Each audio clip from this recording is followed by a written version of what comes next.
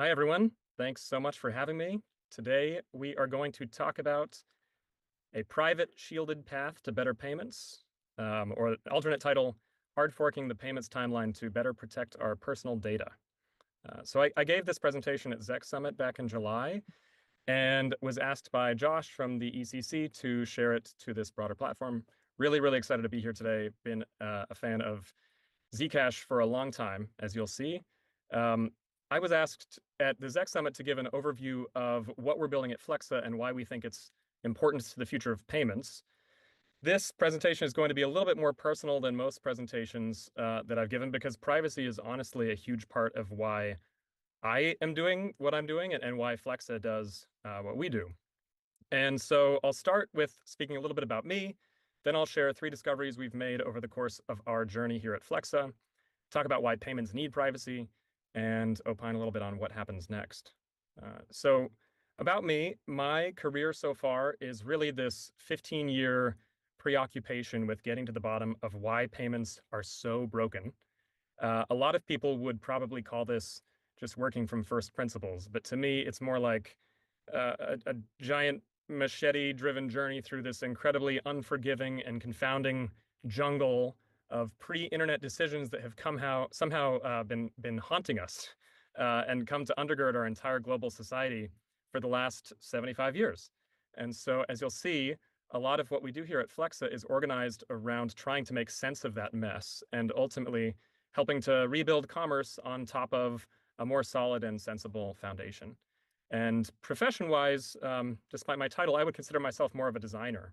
I've always had a preoccupation with how people interact with technology, and specifically how they do so at all different scales. So thinking from city scale and urban planning, all the way to building scale and architecture, down to screen scale for apps and GUIs. During my undergrad career, I thought I wanted to go into academia, and so I started to work at the MIT Media Lab. I found that my research there wasn't really connected to anything that actually shipped. We had all these amazing sponsors, but they cared more really about the marketing blip that they were getting from being associated with the lab than the output and the work we were building itself. So at that point, I moved to New York to join a branding agency. There, I worked for a bunch of different large businesses, including American Express. Amex was one of my clients for a few years. They eventually brought me in-house to help design the UI for a big data project. And it was at Amex that I really discovered that credit cards as a business are really just a race to the bottom. And that race to the bottom is engineered to distract shareholders from the fact that everything is truly held together by bubblegum and duct tape. Behind the scenes, everything at every credit card company, most payments companies, is really just a mess of very, very old code and hacks and patches and bubblegum and duct tape covering up bugs. So a few years at Amex, I actually quit to start my own payments company. A few years later, sold that company to another payments company, worked there for a while, and then 7 years ago started Flexa. And we started Flexa because we had observed this somewhat counterintuitive discovery. And we would call this discovery number 1, which is that most of what we call payments today has very little to do with actually moving money. For example, VisaNet, the network behind Visa, is really just like LinkedIn messages. They represent payments, and a payment is an agreement between a buyer and a seller, but nothing related to actually moving money moves through this VisaNet system when we authorize a payment at a point of sale. That is not known to most people, but a very interesting reason for why we have blockchains.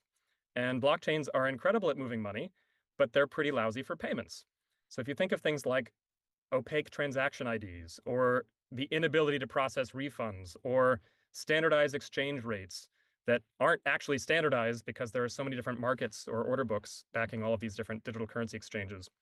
We think about the difference between pseudonymity versus identity, and the idea that when we're making a digital currency payment, we're actually pushing funds, whereas when we're making a retail payment with our credit card or even a check, merchants are pulling funds from our accounts. All of these things make blockchains amazing at moving money, but pretty lousy for payments. And we have a nice diagram that we sometimes pull up at Flexa to really illustrate the contrast of this and show where we think things are going, which is to say that when we look at the main difference between credit cards and cryptocurrency, we can arrange them on this 2x2 grid. And credit cards, we would consider, are very good at facilitating payments, but bad at moving money. Cryptocurrency is great at moving money, but horrible at facilitating payments.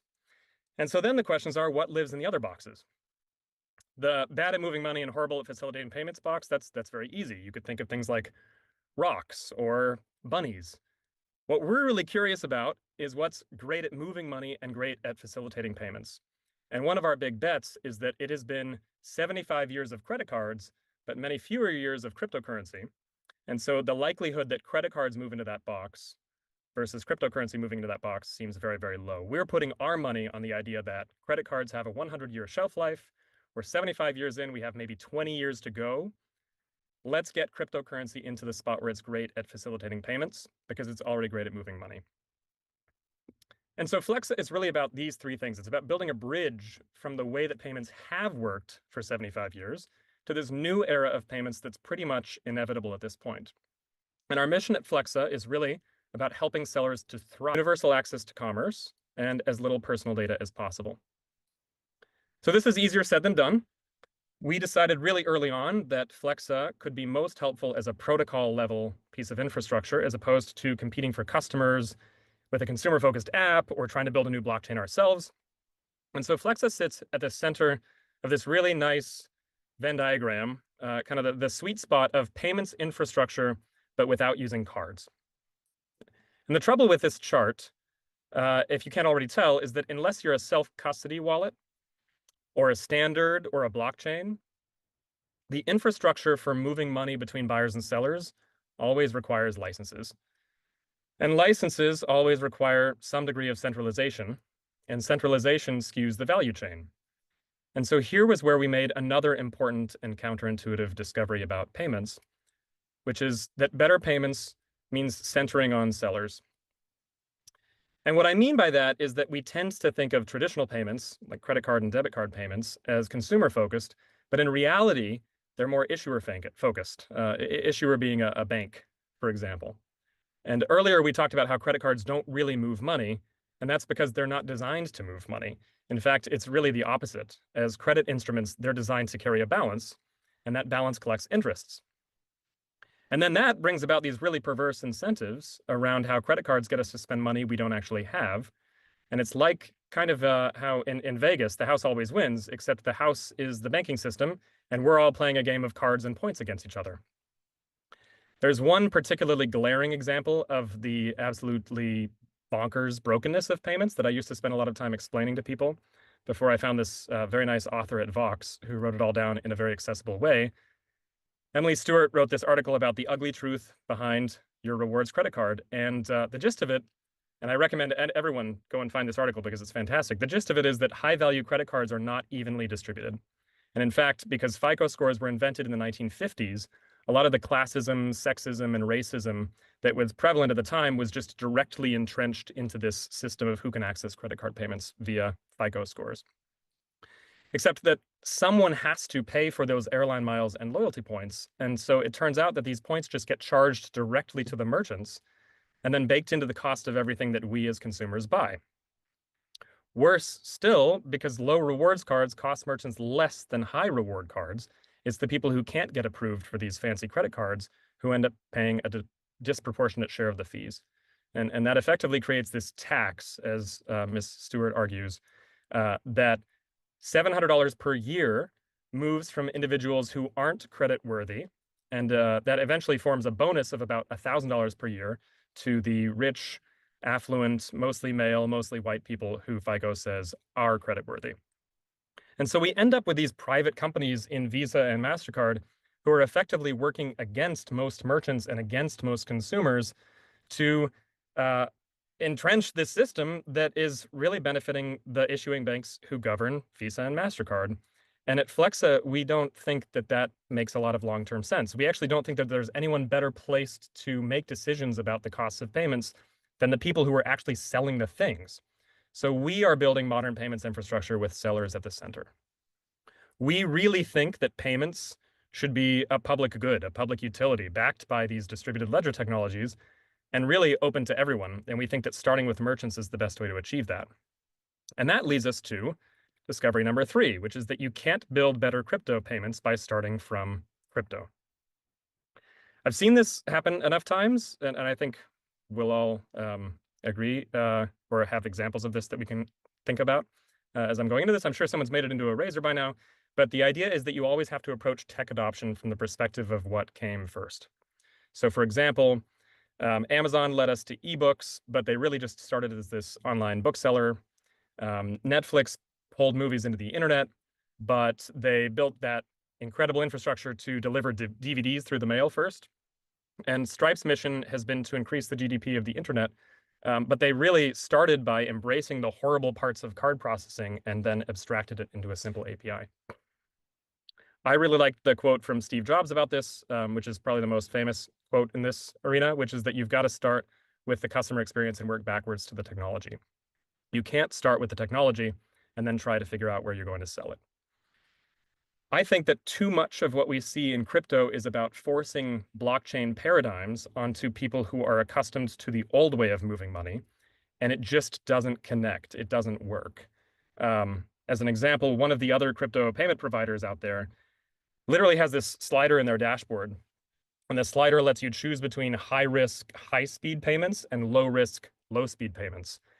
And it's like the Sophie's choice of payments, right? No merchant wants to make the choice between high risk or low speed.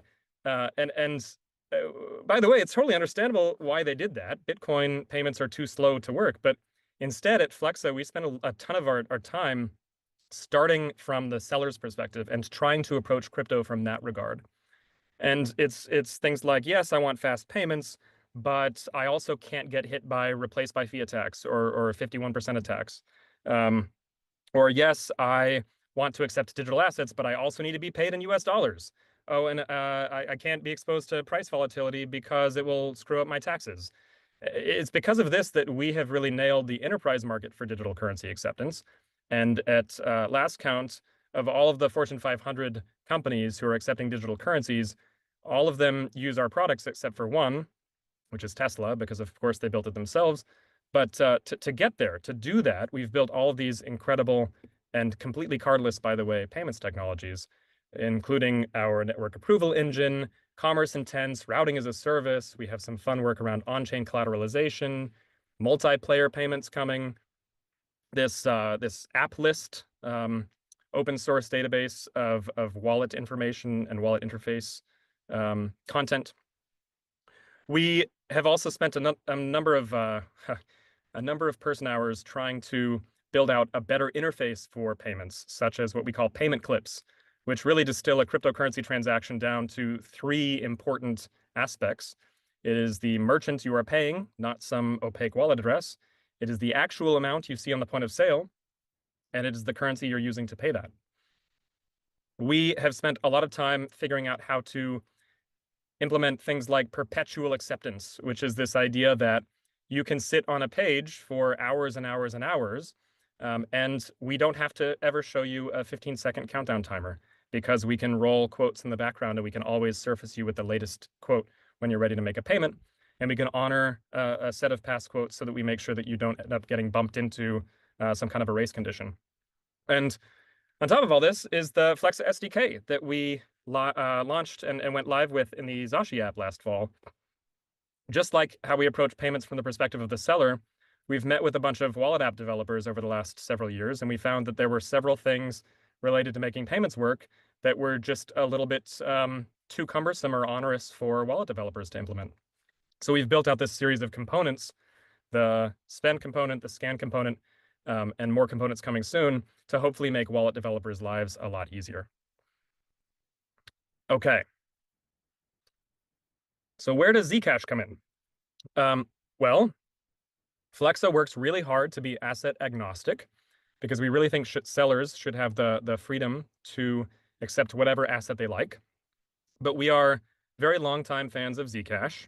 It was the second asset that we added after our launch. We were early supporters of the crypto community project.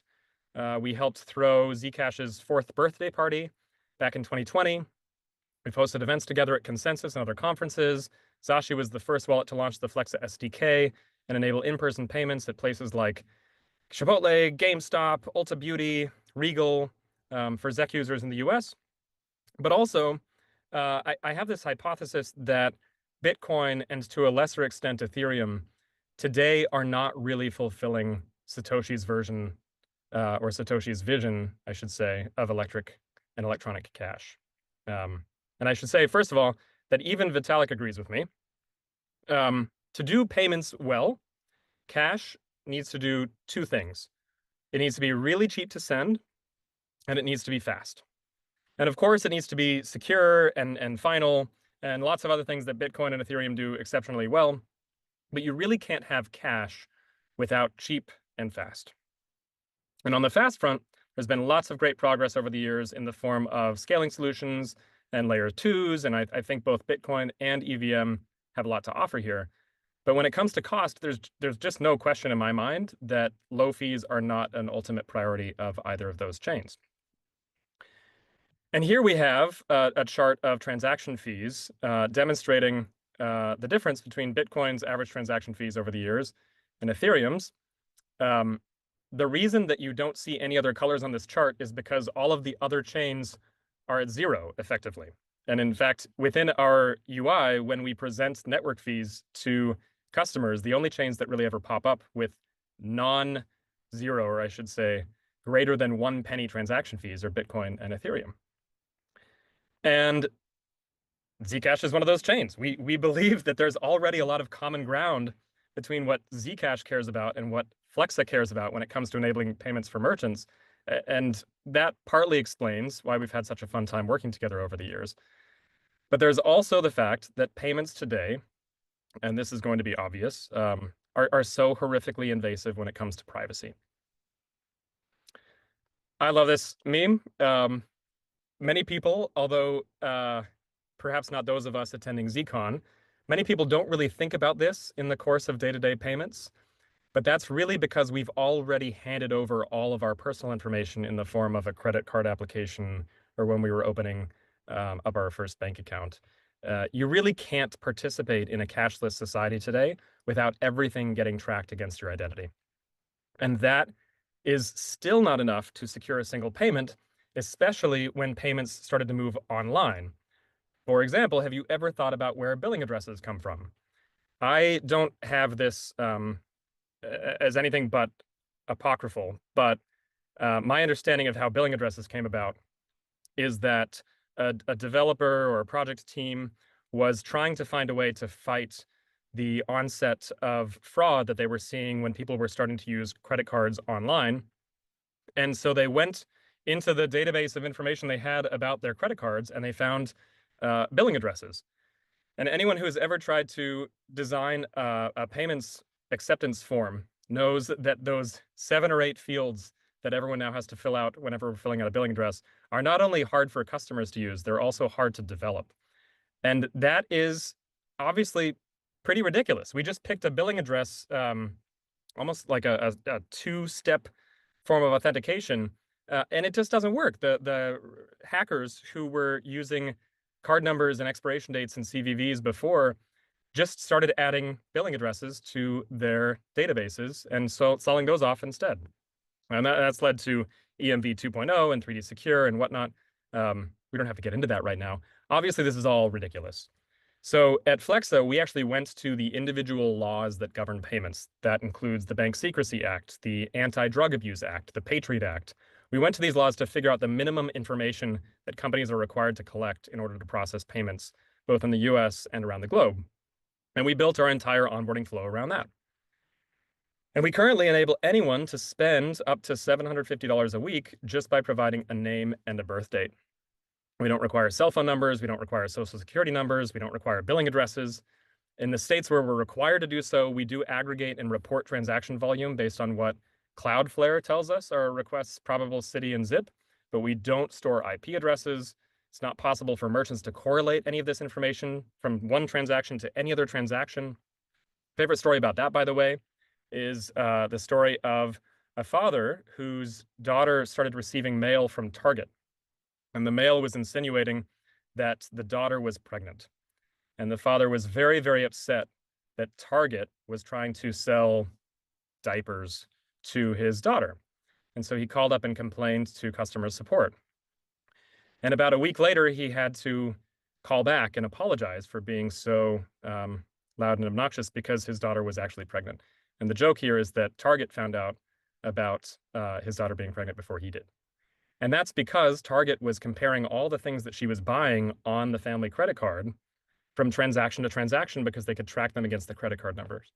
And we at Flexa absolutely do not allow that to happen because every single transaction that someone makes using Flexa is completely pseudonymous. It's completely unique and random and not possible to be compared to any other transaction.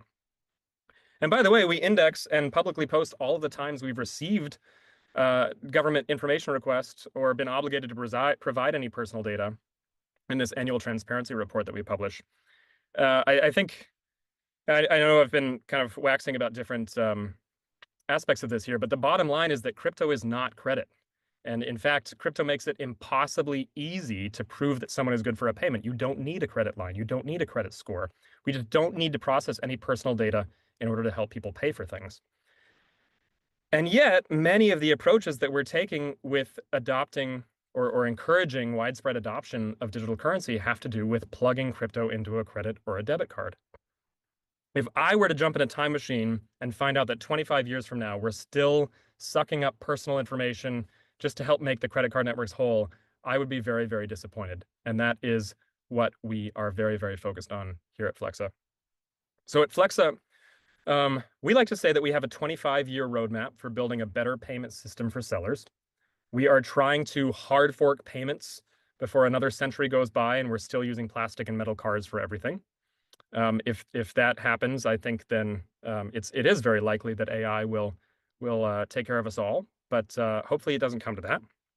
In the immediate term, we are just working on building the best acceptance tools for merchants and the best payment tools to help developers interface with those merchant acceptance interfaces. And then we have recently released a Flex SDK that helps wallets interface directly with in-person and online points of sale. Very, very proud that the Zashi app and the Nighthawk wallet app in the Zcash ecosystem have both adopted that SDK. Our vision really, though, in that sense is twofold. One, we want to see broader adoption of digital currencies for payments. And then two, we just want to make sure that we don't repeat the same mistakes of the last 75 years. We think that adoption entails more people using crypto, oftentimes without knowing that they're using crypto. And I think this is inevitable, by the way. The UI is going to obfuscate the fact that it's crypto behind the scenes, just like the UI of our web browsers drops the HTTPS because that's no longer really relevant to the vast majority of customers. In terms of avoiding mistakes, though, this bullet number 2, we think that payments need to shift away from being issuer-centric and toward being seller-centric. We think they need to shift off of cards and into apps. And we think they need to shift from being secured by personal data to being secured by blockchains. And obviously, this is going to require a lot of thoughtful work and patience. But really, in terms of my hopes and dreams for Zcash and Flexa, I would love to see a thriving Zcash wallet and maybe even a shielded assets ecosystem. I'd love to see a significant number of payments taking place on Zcash versus other chains. I'd like to see promotional tie-ins with big merchants offering discounts to people paying with ZEC. And I think that with the Zashi wallet and other efforts along these lines, we are all well on the way. So I hope you've learned a little bit about Flexa today and what we're trying to achieve for the Zcash ecosystem and for crypto on the whole. In summary, we are all about helping sellers thrive in the next era of commerce. And that means universal access to commerce, means fast payments and payouts, and as little personal data as possible. Again, I am Trevor. I am one of our co-founders, and I am so grateful for you taking the time to attend this session today. Thank you very much, and have a great rest of your conference.